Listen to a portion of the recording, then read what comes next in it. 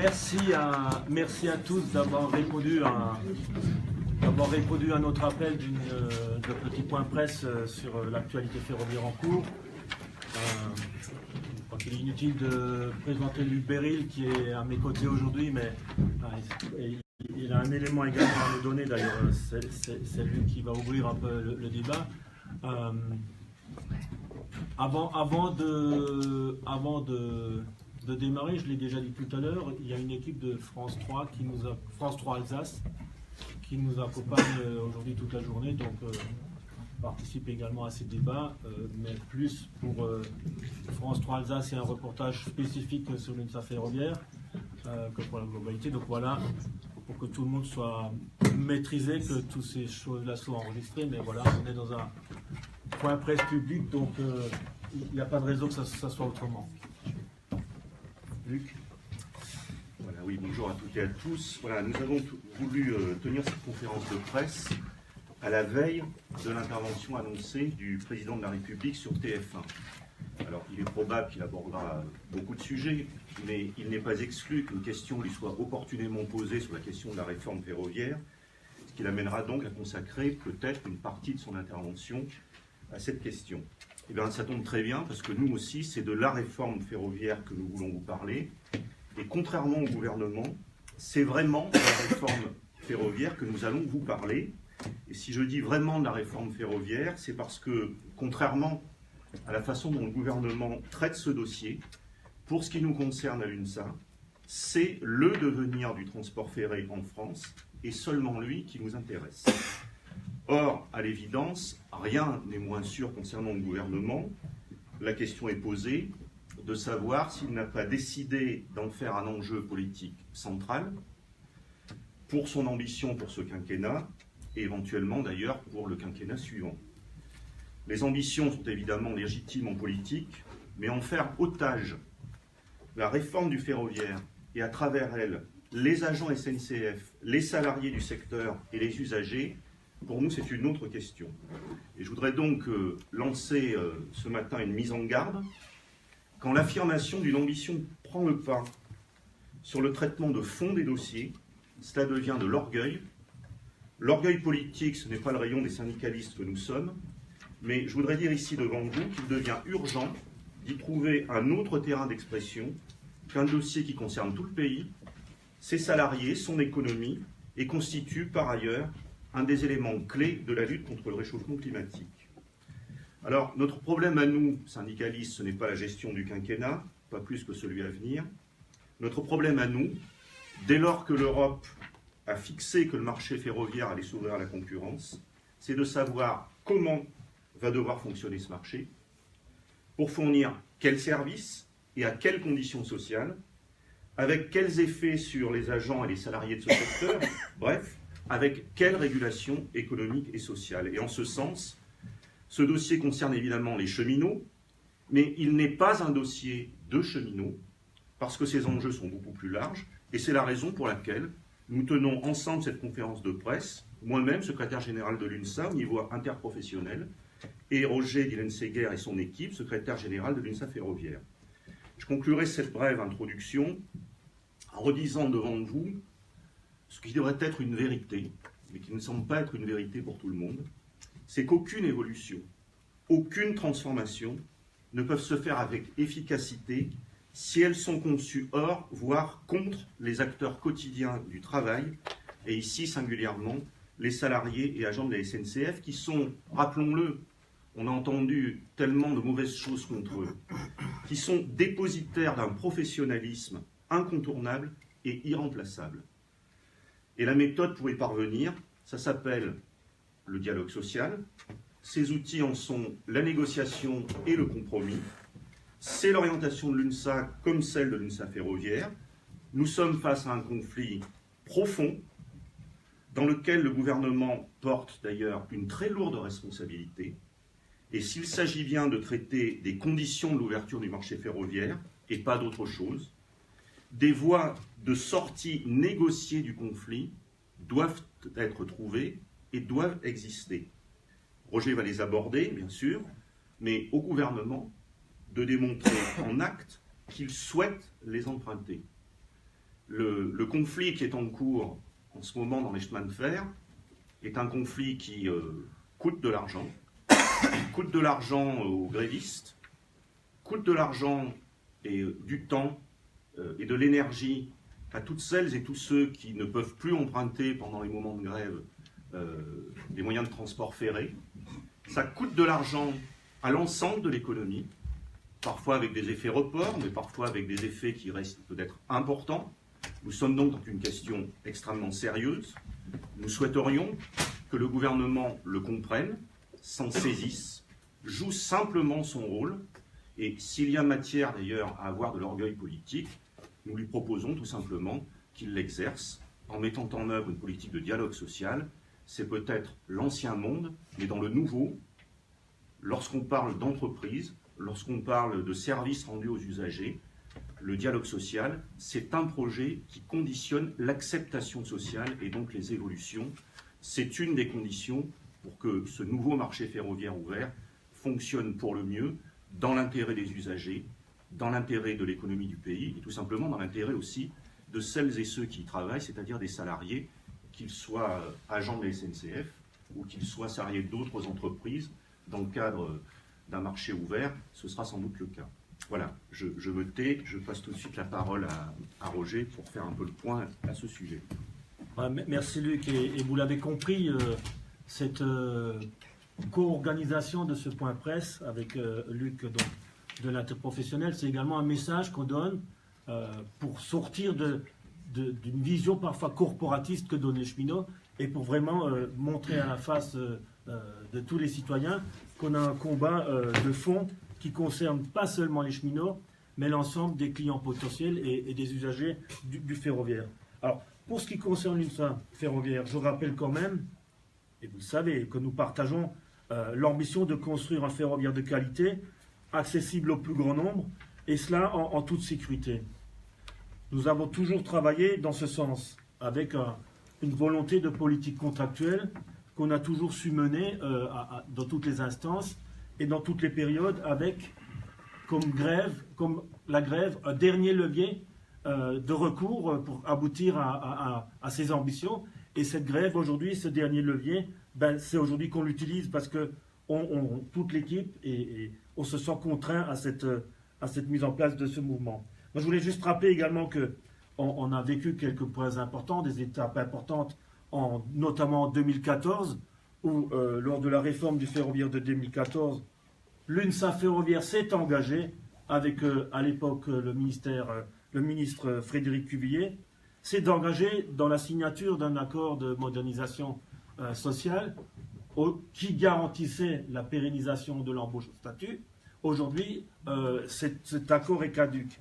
En 2016, et ça me permet également de rappeler, et je m'en excuse, j'ai un peu oublié parce que vous avez autour de moi à la table l'ensemble des négociateurs qui travaillent avec nous sur ces dossiers, mais qui travaillaient déjà avec nous en 2014 et 2016, donc des gens qui maîtrisent bien les sujets. 2016, où on a négocié avec une partie avec le ministère des Transports, mais également une partie avec la direction de l'entreprise, où toutes nos propositions qui auraient permis d'avancer dans le système dans un cadre socialement acceptable ont été rejetées. Donc là également, un niveau de confiance complètement écarté par nos interlocuteurs. Ce qui nous met aujourd'hui face à une réforme en cours, où nous regrettons le déficit de débat public d'une part. Ce sujet a été quasiment exclu dans les assises de la mobilité menées par Madame Borne, et on se retrouve avec, hier soir encore sur un plateau de télé, 3 points clés incontournables pour nos politiciens, et le premier, c'est la fin du recrutement au statut. Alors, on annonce clairement la fin du recrutement au statut, qui pourrait aller de pair avec la création d'un secteur, d'une nouvelle branche ferroviaire. Fin du recrutement au statut. Je rappelle que l'engagement du 13 juin 2014 est caduc, mais surtout fin du recrutement à statut, alors que la convention collective du ferroviaire aujourd'hui n'est qu'à ses balbutiements et n'est pas finalisée. Donc, Autre sujet, la dette, la reprise de la dette qui fait écrire beaucoup de choses, qui fait parler beaucoup de monde. Je laisserai tout à l'heure Fanny, qui est une spécialiste en la matière, rentrer plus dans ce sujet si vous le souhaitez. Mais la reprise de la dette à un instant T, c'est certes très très important, mais ça n'a aucun sens si derrière cette reprise de la dette, il n'y a pas la mise en œuvre d'un financement pérenne du système. Aujourd'hui, la dette, je ne reviendrai pas si c'est une dette d'État, une dette de la SNCF. En face de cette dette, il y a les actifs, il y a le réseau qui existe. Donc, on pourrait même se dire que c'est une bonne dette. Ce qui est compliqué, c'est que demain, là aussi, en 2014, nous, on regrette que les gouvernements se rejettent la responsabilité les uns sur les autres. En 2014 et en 2016, on a eu fin 2014, dans le cadre de la fin du mouvement de 2014, on a eu des engagements sur le financement du ferroviaire, malheureusement non respectés à ce jour. Donc, vous mesurez le niveau de confiance qu'on a aujourd'hui avec nos interlocuteurs. Un autre sujet, c'est la gouvernance même de la SNCF. Et transformer la SNCF en société anonyme, c'est, qu'on le veuille ou non, permettre à terme l'ouverture du capital à des fonds privés, ce qui nous remet totalement en cause la question homogène de la mise en œuvre de la politique d'aménagement du territoire. Alors, pour nous, voilà, grève dernier recours, c'est vrai, le 22 mars, un coup de semonce, nos interlocuteurs et les directions et le gouvernement auraient dû mesurer le coup de semonce du 22 mars. Aujourd'hui, on rentre... Depuis, on a mené un certain nombre de concertations avec le ministère des Transports. Je note, je le rappelle, je vous l'ai déjà dit, des concertations, on a à date strictement rien négocié. Il faut que tout le monde le sache. Et comme Mme Borne annonce, ou hier encore, le député Simion annonce que le statut, que les cheminots ne perdraient aucun acquis, que le statut sera transféré aux entreprises privées, je dis simplement, c'est du mensonge. C'est du mensonge. On ne peut pas dire d'un côté que les cheminots ne perdront pas d'acquis, alors qu'on sait qu'on arrête la fin du recrutement au statut. C'est complètement faux. Et les éléments qui sont transférés dans des entreprises privées dans le cadre de la perte d'un marché, c'est quelques éléments du statut qui sont transférés, mais en rien du tout la globalité. D'ailleurs, dans toutes ces discussions, et je pèse mes mots, discussions, c'est des concertations, je le répète, il n'y a rien qui a été négocié. Aujourd'hui, on est dans une situation où on prend acte de ce qui se décide à l'Assemblée nationale. On n'a pas eu d'éléments factuels avant aujourd'hui. Vous l'avez compris et vous l'entendez au ton de nos voix. Pour le moment, il y a zéro découragement de notre part. Il y a zéro découragement. Et là, zéro découragement, malgré l'urgence dans laquelle on nous met pour travailler. Hein. Vous avez les calendriers aussi bien que nous. Au regard de vos sollicitations, hein, parce que vous nous prenez beaucoup de temps aussi. Mais c'est bien, on est bien content que notre sujet vous intéresse, les médias, mais les sollicitations du ministère, les sollicitations de nos mandants et de nos structures, ça nous met dans des situations... je sais pas, on a négocié il y a 2 ans l'organisation du travail, je pense qu'on ne respecte pas le cadre légal de l'organisation du travail, et je m'en excuse auprès de mes équipes, mais voilà, on est là, on ne se décourage pas, et notamment sur le domaine social, où on a des points importants qui restent en suspens. Et c'est également un sujet important pour tout le monde en France, l'emploi. L'emploi, c'est quelque chose qu'on défend à bec et ongle, et notamment l'emploi à la SNCF et la garantie de l'emploi, mais également dans la branche. Demain, il y aura des concurrents ferroviaires. Il faudra qu'on sache maintenir des garanties d'emploi dans la branche, qui aujourd'hui, chez nos collègues d'Eurocargorail, est loin d'être le cas, ou d'autres. Mais il y a également la question des parcours professionnels. Je veux dire, aujourd'hui, un cheminot qui démarre sa carrière je pourrais dire comme agent circulation, il termine secrétaire général de l'UNSA ferroviaire, mais c'est un raccourci que je ne me permettrai pas, mais des cheminots qui commencent à travailler sur des locotracteurs comme dans des chantiers de gare et qui terminent conducteur de TGV, c'est un parcours professionnel motivant que dans une petite entreprise ou dans une petite structure, c'est pas possible. Et donc là, il faut qu'on crée les conditions et les garanties pour qu'un cheminot, de n'importe quel métier d'ailleurs, puisse évoluer dans des parcours professionnels dans la branche. On est bien sûr sur cette question de la transférabilité des salariés et des droits qui accompagnent cette transférabilité. On est également on a fait porter un amendement sur l'obligation d'application de la convention collective, parce qu'aujourd'hui, et je ne vous apprends rien, on est sur des sujets un peu pointus où la convention collective dépend toujours de l'activité principale de l'entreprise. L'activité principale de l'entreprise Colas-Rail, c'est le BTP. Les salariés de Colas-Rail sont soumis à la convention collective du BTP, alors qu'il y a 3 000 salariés de Colas-Rail qui font exclusivement que du ferroviaire. Donc il faut également que la convention collective s'applique à ces gens-là. On travaille également sur des amendements plus larges, sur notamment les notions d'utilisation du TGV et de la péréquation du TGV. On sait très bien que si demain ce secteur est ouvert à la concurrence, de nombreuses petites lignes, pas petites lignes, mais petites gares ne seront plus desservies et la concurrence s'attachera à desservir les grandes lignes, ce qui quelque part en déséquilibre viendra à la SNCF encore réduire les parcours non rentables. Aujourd'hui, c'est surtout à la veille de l'intervention du président de la République que,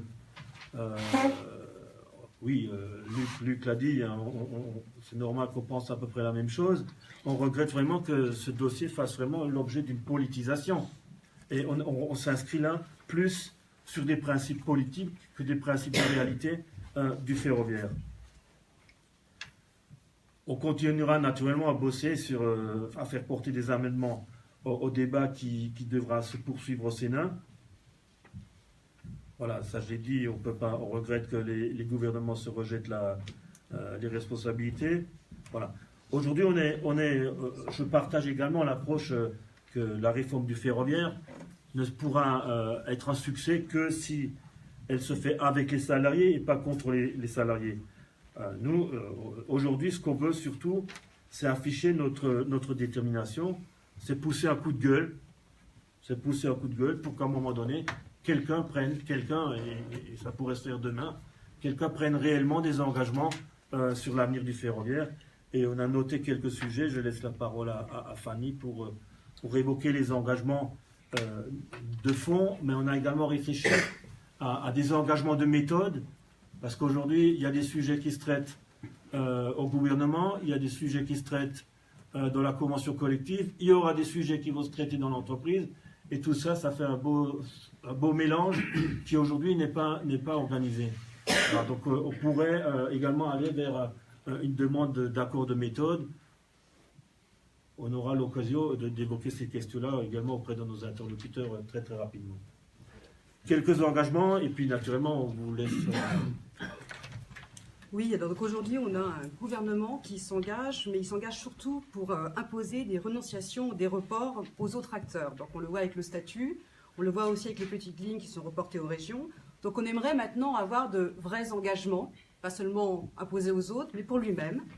Et à ce titre, on voit quelques sujets que je souhaiterais mettre en avant. Quels engagements le gouvernement peut aussi apporter aujourd'hui sur la régulation, sur le cadrage concernant le dimensionnement du réseau, les dessertes, mais également la tarification pour les voyageurs. Qu'est-ce qui est prévu comme régulation pour éviter effectivement des augmentations suivant l'offre et la demande, suivant des politiques régionales, mais aussi suivant le poids que peuvent avoir certaines entreprises ferroviaires? Quels sont ces engagements sur ce sujet? Quel engagement aussi le gouvernement peut-il faire sur le financement, notamment le financement du réseau, véritablement à hauteur des enjeux, mais surtout qu'il y aille au-delà de ce qui a déjà été signé par le contrat de performance. Donc ça serait bien qu'on ait une véritable visibilité sur ce qui est prévu. et que cet engagement ne reporte pas uniquement voire pour moitié sur la productivité à faire par le réseau ferroviaire. Donc véritablement, sur une vraie chronique de temps, quels engagements on a sur le réseau. Parce que la dette, vous avez déjà pu voir beaucoup de choses écrites sur ce sujet, donc effectivement il y a une grande partie liée donc, à la construction des LGV, certains CPER, mais elle est liée aussi, et pour une grande partie, sur l'accumulation d'un déficit d'exploitation, où les recettes liées à la tarification de l'infrastructure ne couvrent pas les coûts d'exploitation. Donc, il est nécessaire d'avoir donc des subventions, et il serait de bon ton que, contrairement à aujourd'hui, ça ne se fasse uniquement par endettement de réseau, mais qu'on ait véritablement un financement fléché pour parvenir à une véritable couverture des coûts d'exploitation. Sinon, on aura de nouveau une dette au fil de l'eau qui va se construire. Donc ce point-là est extrêmement important. Et c'est là-dessus que se joue un enjeu majeur. Et il faut un financement qui soit fléché, qui soit déterminé et qui aille au-delà de ce qui a déjà été prévu. Quel engagement aussi le gouvernement tente de donner aux régions en termes de compétences et surtout des dotations pour permettre de véritablement réaliser sa compétence sur les petites lignes. Quel aussi engagement le gouvernement compte-t-il faire pour veiller à une vraie régulation entre les EF, pour savoir comment on va s'arbitrer en dehors de l'ARAFER, qui a des rôles uniquement de voir si c'est normé au niveau juridique, sa version juridique est bonne, mais au-delà de cet aspect juridique, il y a un aspect également économique, d'impact, et des impacts qui sont aussi liés à l'économie du pays, à la cohésion territoriale et à la cohésion sociale. Donc ce sont des points qui sont assez importants et sur lesquels nous aimerions voir, en dehors effectivement de le traitement de la dette que nous attendons tous et qui est indéniablement lié au statut de l'entreprise, parce que qui dit un passage en SA, même national, il est nécessaire d'avoir une couverture effectivement et donc une reprise de la dette. Et ça, on aimerait savoir également un petit peu plus. À combien pardon, excusez-moi, une question de vision dans le financement du réseau. À combien vous estimez qu'il faut que l'État rajoute? Donc il y a 30. Ils ont dit 34 milliards sur 10 ans, plus 12 milliards de contrats de plan et contrats de région de plan. Donc ça fait 46 milliards au total. Aujourd'hui, ils parlent de 36 milliards sur 10 ans, si on enlève les CPER. Donc vous dites qu'il faut combien en plus de ce contrat de performance qui a été signé en 2017. Écoutez, le rapport Rivier disait que pour remettre le réseau, 1, 2 et suite, disait que pour remettre le réseau à peu près en état, il fallait quand même pas loin de 5 milliards, mais à dimension constante.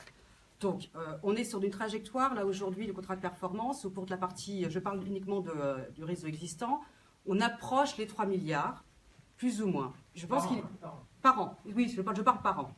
Donc, il faudrait effectivement qu'on rejoigne plutôt les 4 milliards si on veut avoir un vrai effort de modernisation du réseau. C'est-à-dire vraiment, véritablement infléchir la courbe de vieillissement et non seulement infléchir, mais faire un saut, parce que le besoin du réseau, c'est une véritable modernisation en termes de système d'exploitation, de signalisation, mais aussi de tous les systèmes de régulation qui ont besoin de monter un petit peu en technologie. Outre la partie investissement.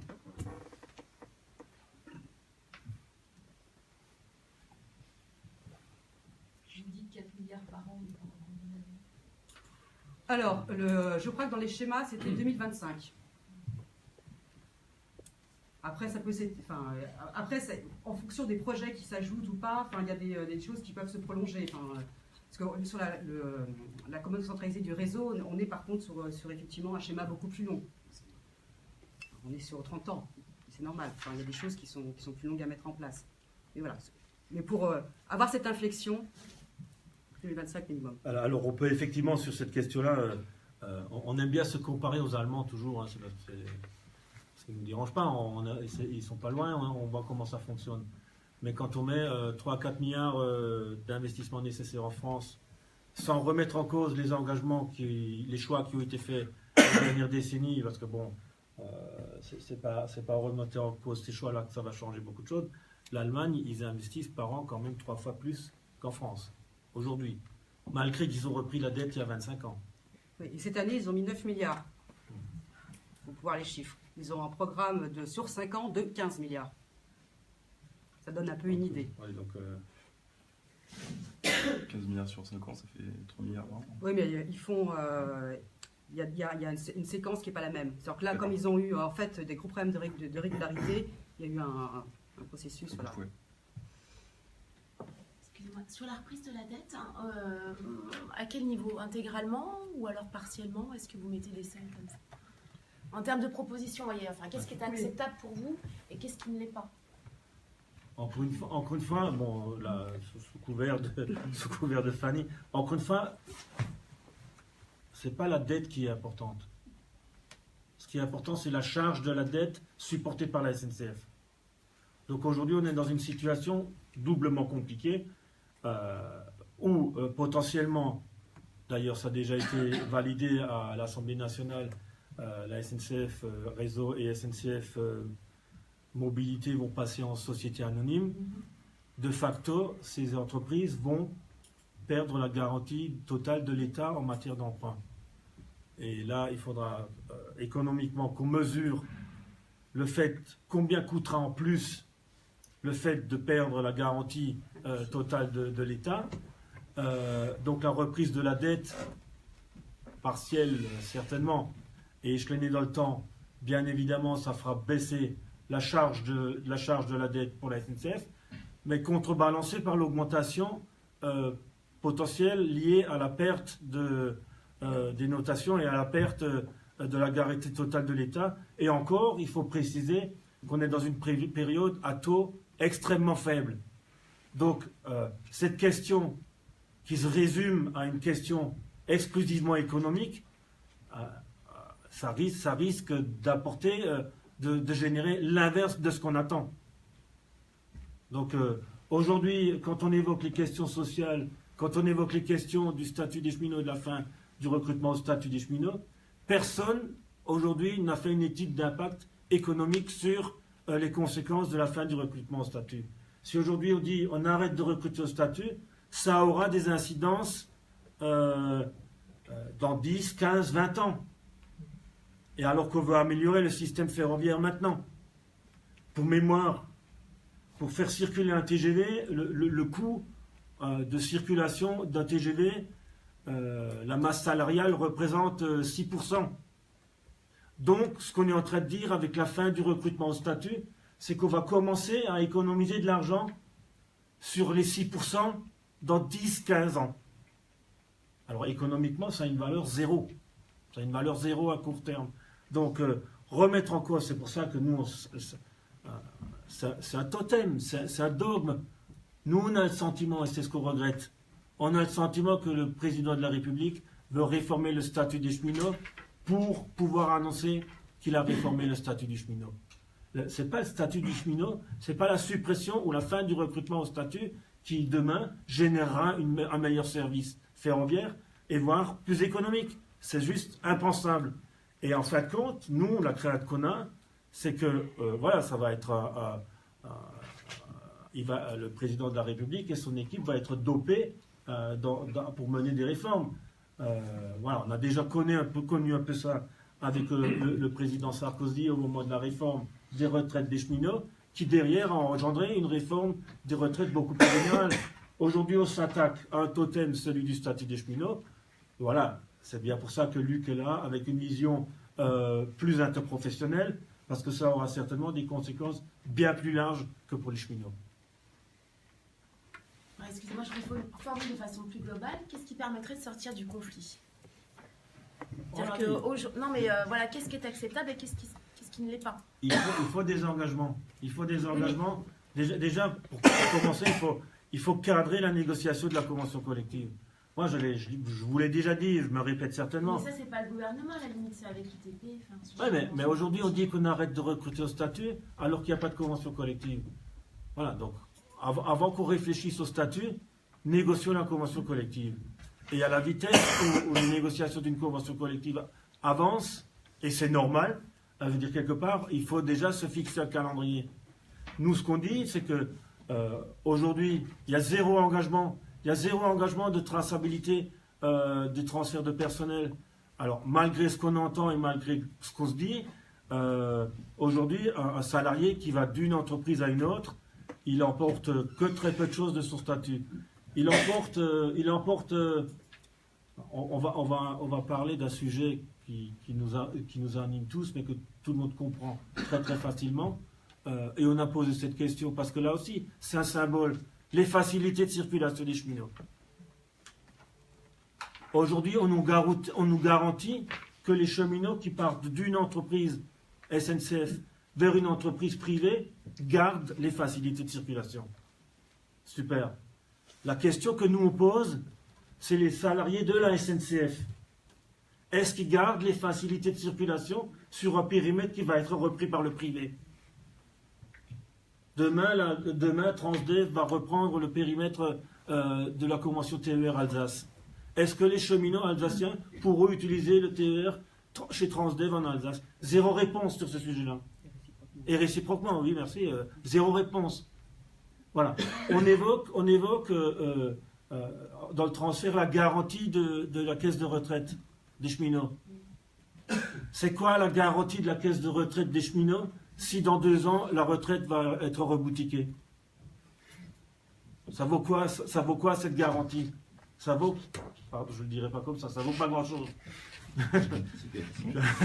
Voilà, donc voilà, on a d'autres sujets. Vous le savez, les métiers de la sécurité ferroviaire nécessitent des aptitudes, notamment des aptitudes physiques réglementées bien spécifiques. Comment est traité le reclassement d'un salarié inapte lorsqu'il a été transféré dans une entreprise privée? Zéro réponse. On va en discuter. Zéro réponse. Donc nous, on a besoin la rémunération du cheminot. Comment est calculée la rémunération du cheminot le jour où il sera transféré dans une autre entreprise? Voilà. Donc la structuration de la rémunération. Je pourrais rentrer dans les détails. On est en train de négocier actuellement à la convention collective. D'ailleurs, vous avez également face à vous les négociateurs de la convention collective. On est un peu multitâche. Mais aujourd'hui, on est en train de négocier la grille de classification et de rémunération de la convention collective. Demain, le salarié qui sera transféré dans une entreprise privée, il ne sera plus du tout à la grille de la SNCF, il sera à la grille de la convention collective qui n'a strictement rien à voir. Alors oui, on nous dit, mais dans quelques pays, en Allemagne, certains salariés gagnent plus que dans l'entreprise historique. Donc voilà, il y a certainement certains salariés qui... Nous, on n'est pas dans cette vision-là, nous, on est dans une vision globale. Et aujourd'hui, personne, nous, on attend les décisions de l'Assemblée nationale. On est contraint aujourd'hui d'attendre les textes qui vont sortir le 17 avril, très certainement validés par l'Assemblée nationale, et pour retravailler là-dessus avant que ça parte au Sénat. Mais ce n'est pas des méthodes, je suis désolé. Ne serait-ce que sur la méthode, ça ne peut pas marcher. Philippe Martinez ce matin dit « Macron doit descendre de son piédestal et écouter un peu plus cette France qui n'est pas contente ». Et de son côté, Laurent Berger dit que la convergence des luttes, c'est un combat politique. Duquel des deux êtes-vous le plus proche? Gilles. Comme vous connaissez la réponse à la question que vous posez, mais je vais la reformuler.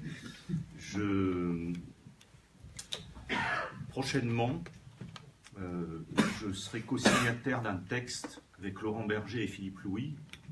Laurent Berger, secrétaire général de la CFDT, Philippe Louis, président de la CFTC, et moi-même, secrétaire général de l'UNSA, qui posera la question générale de la question du dialogue social dans notre pays au regard de l'état réel du pays. Et l'état réel du pays ne se réduit pas à la question des premiers de cordée. Dans une cordée, il y a aussi les derniers dans les cordées. Et le propre d'une cordée, c'est que ça doit avancer ensemble. Et nous pointerons particulièrement ensemble, dans l'état réel du pays, la question de la division profonde qui parcourt ce pays, du creusement des inégalités sociales et de la façon dont il faut porter en particulier attention aux plus faibles d'entre nos concitoyens. Et manifestement, dans la méthodologie qu'utilise le gouvernement aujourd'hui, dans son orientation politique, la question sociale est un impensé. La pratique politique vis-à-vis du social laisse pour le moins à désirer. On en a un exemple éclatant malheureusement sur la question de la réforme du ferroviaire. Donc pour nous qui sommes une organisation syndicale, notre problème n'est pas de régler des comptes avec le gouvernement. Notre problème, c'est notre vision à l'UNSA, c'est d'identifier quelles sont les possibilités et surtout d'être porteur de solutions. Et si possible de solutions de progrès pour essayer de mettre plus d'égalité dans un pays qui s'y réfère quand même dans ses principes constitutionnels. C'est le sens aussi de ma présence ici. C'est que la question de la politique de mobilité en France est une question fondamentale. Alors, vous avez vu qu'il n'y a pas que moi qui vais publier des tribunes. J'en ai une extrêmement intéressante de Nicolas Hulot dans le JDD de dimanche dernier. Je trouve vraiment très très bien que Nicolas Hulot s'exprime. Enfin, je vous le signale, mais vous le savez, parce que vous êtes avertis, c'est juste le ministre qui est en charge normalement de la réforme ferroviaire. Donc, qu'un mois et demi après l'annonce de la réforme, le ministre s'exprime, c'est bien. Ce qu'il dit est extrêmement intéressant, très intéressant, rien à dire. C'est effectivement une question clé. Il faut favoriser le transport ferroviaire si on veut réduire la consommation carbone en France. C'est un enjeu de santé publique, de préservation de l'environnement. Il faut donc une politique volontariste pour ça. Et Nicolas Hulot, d'ailleurs, a une réponse par rapport à ça. Les 3/4 de sa tribune, je ne pense pas trahir, c'est de dire qu'il faut sortir de ces questions de dette. Mais on attendrait quand même, de la part du ministre qui est en charge du dossier, qu'il esquisse au moins quelques éléments. Nous essayons d'y réfléchir, mais de solutions. Gouverner, c'est pas simplement poser des questions. Je sais que ça se fait beaucoup au ministère de la Culture. C'est un nouveau mode de gouvernance. On attend autre chose. Voilà. Et je voudrais juste terminer sur un aspect que Roger a évoqué. Bon. Le gouvernement s'est engagé dans cette réforme ferroviaire. Alors, on ne peut pas nous faire le coup de « c'était annoncé dans la campagne présidentielle ». Ça ne figurait pas, vous l'avez vérifié, dans quelque engagement que ce soit du candidat Emmanuel Macron. Bon. Alors, si on faisait que ce qu'on avait évoqué, on ne gouvernerait pas le pays, on ne va pas lui en porter grief. Mais pour le moins, vu la complexité du sujet et vu l'ampleur du sujet, dire qu'en 3 mois, par un coup de menton politique, on va résoudre cette question, c'est mentir. Et on le voit d'ailleurs. Le nombre d'absences de réponse aux questions qui sont posées devient accablant. Alors, nous n'avons pas choisi le calendrier. L'Assemblée nationale, le débat s'est terminé mardi prochain. Circuler, si j'ose dire, dans les moments où nos camarades cheminots reprendront le travail, circuler, il n'y a rien à voir. On va passer au Sénat. Pour le reste, faites-nous confiance. Par ordonnance, nous savons ce qui est bon pour le pays. On peut se poser la question de savoir s'ils savent tout de ce qui est bon pour le pays en matière ferroviaire. Voilà. Et nous, notre proposition, c'est tout simplement de dire que, comme ce sont des sujets ardus, y compris pour nous, y compris pour celles et ceux dont c'est le métier qui en sont des spécialistes, la co-construction, c'est pas simplement une clé de l'acceptation sociale, et le président de la République et le gouvernement feraient bien d'y réfléchir quand même à cette notion, c'est aussi une clé de l'efficacité, y compris de l'efficacité économique. C'est fondamental, c'est fondamental. Et je reboucle avec ce que j'évoquais sur l'état réel de la France. Une pirouette, on a expédié ce qu'on appelle les petites lignes.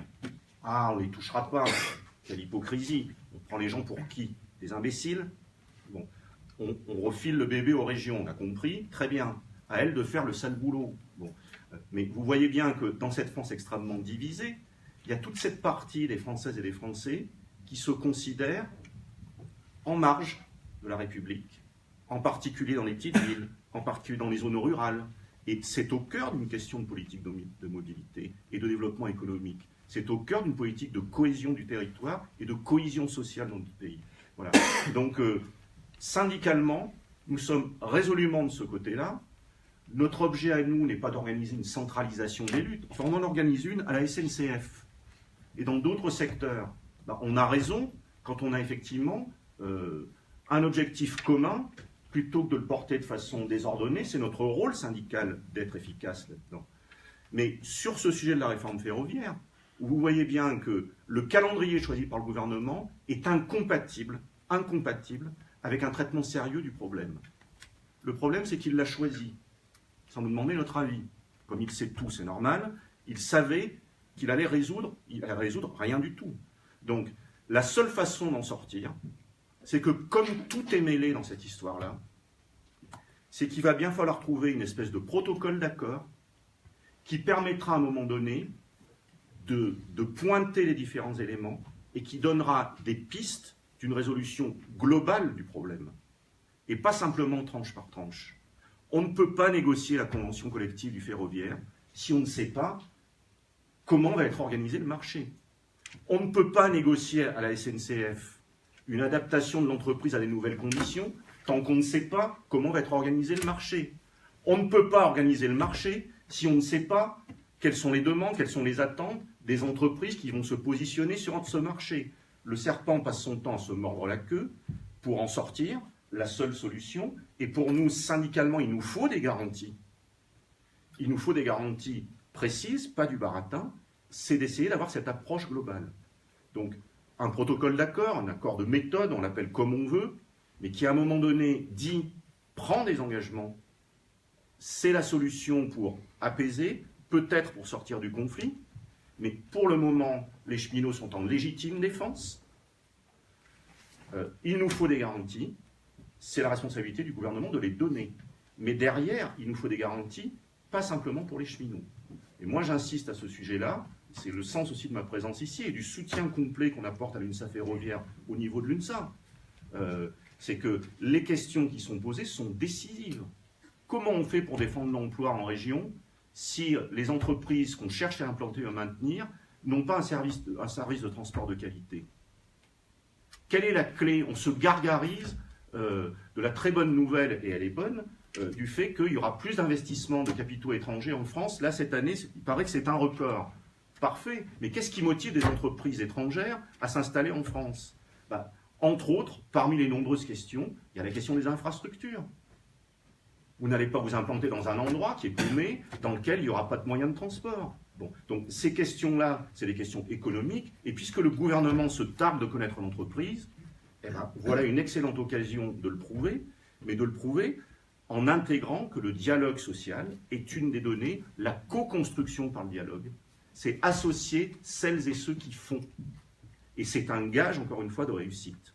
Voilà, donc c'est un peu le sens aussi de cet appel qu'on lance, parce que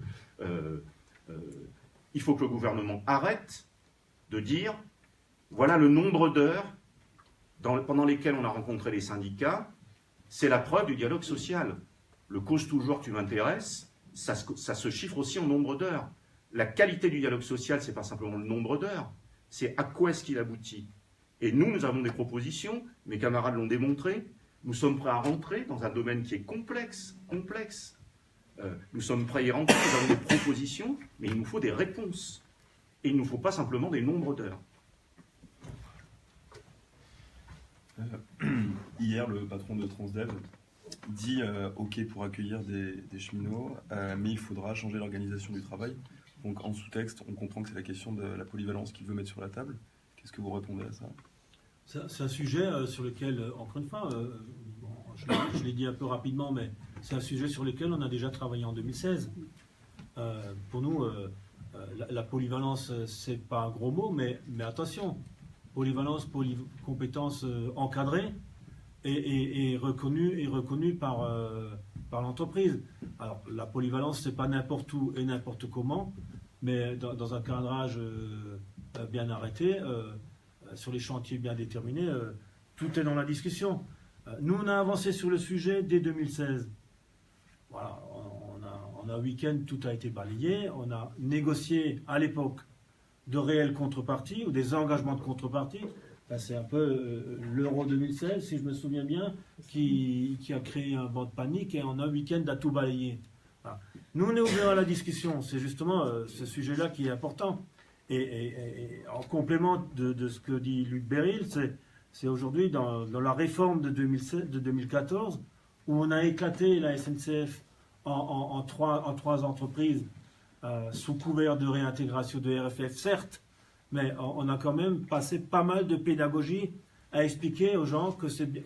On a quand même accompagné cette réforme de 2014 pour mettre la SNCF dans une capacité à répondre à l'ouverture à la concurrence qui s'annonce. On a accompagné avec le cadrage qu'on a souhaité à un moment donné. Maintenant, on est obligé d'expliquer aux gens l'inverse. Et c'est surtout très très compliqué pour les managers de l'entreprise qui ont dû convaincre tout le monde que c'est bon de diviser en 3, et maintenant il faut qu'ils expliquent à tout le monde l'inverse. Et c'est pour ça que ça emmène un taux de grévistes exceptionnellement fort dans l'encadrement. Et nous, on est en train de réfléchir, parce que là, on considère qu'ils sont dans des situations de risque, voilà, psychosociaux. Hein, je veux dire, là, on est en train de réfléchir à une démarche pour alerter l'entreprise sur ce sujet-là. C'est-à-dire déposer une alerte parce que l'encadrement il est aujourd'hui sous une telle pression de changer de braquet tous les 2 ans que ça, on change de braquet, on réorganise avant même qu'on a terminé l'organisation. Est-ce que vous êtes opposé au passage à une grève reconductible si jamais ça s'étendait encore un peu la relation entre le gouvernement et vous-même?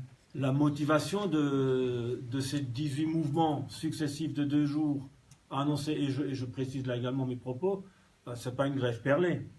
Parce que quelque part, notre direction aimerait bien qu'on s'annonce être dans une grève perlée. Nous sommes clairement dans 18 mouvements successifs annoncés, et 18 mouvements séparés successifs annoncés, avec la simple motivation de permettre aux cheminots, on l'a dit aussi, hein, on n'est pas nous les premiers à se mettre en grève. La perte de pouvoir d'achat, on s'est compté ça pour les cheminots. Les problématiques pour les usagers, on s'est compté également. Mais en l'occurrence, la mise en place de ce dispositif sur un calendrier étalé, c'est très clairement pour pouvoir faire peser avec un mouvement qui coûtera le moins cher possible aux salariés. Donc aujourd'hui, on est tout à fait sur cette ligne de conduite. Et peut-être on l'a dit ici ou là, on a un intersyndical cet après-midi pour voir comment on va refaire un point, mais à ce stade-là, il n'y a aucune raison à ce que ce type de mouvement change.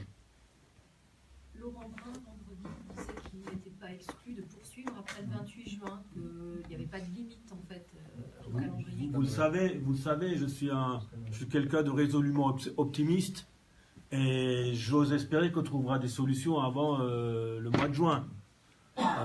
Mais l'optimisme, ça ne fait pas souvent grand-chose. Il faut aussi que les uns et les autres prennent leurs responsabilités. Et j'ose espérer qu'au niveau du gouvernement, ils prendront leurs responsabilités à ce sujet-là. Et si ce n'est pas le cas, on verra.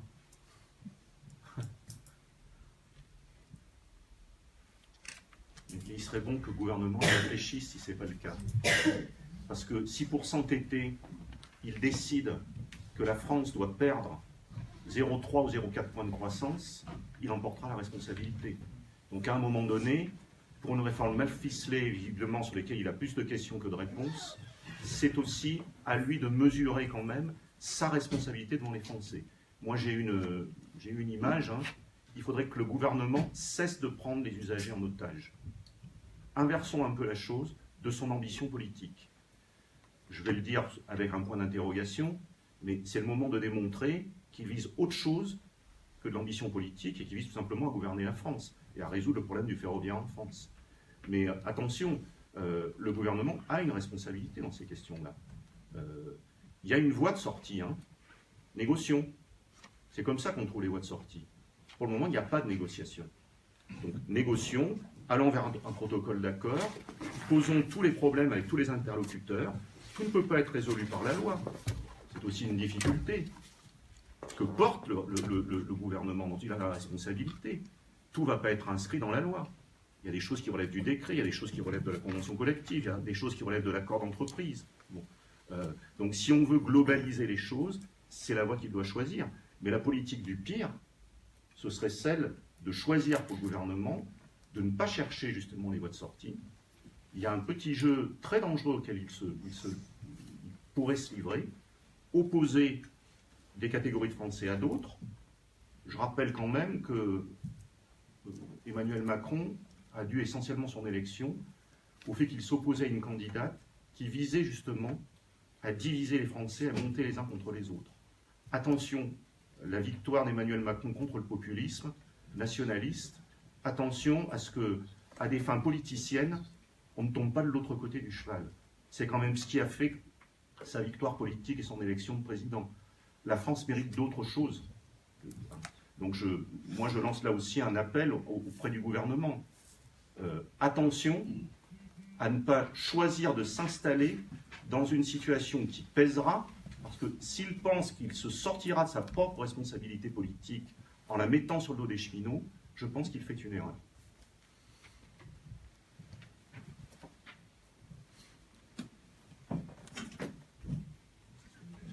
On y va. S'il n'y a plus de questions, André. D'autres questions? Voilà, s'il y a merci à vous. C'est à Montreuil, l'interfédéral? 14h30. Ok. En tout cas, merci à vous. Merci beaucoup. Et certainement à très bientôt pour la suite des aventures.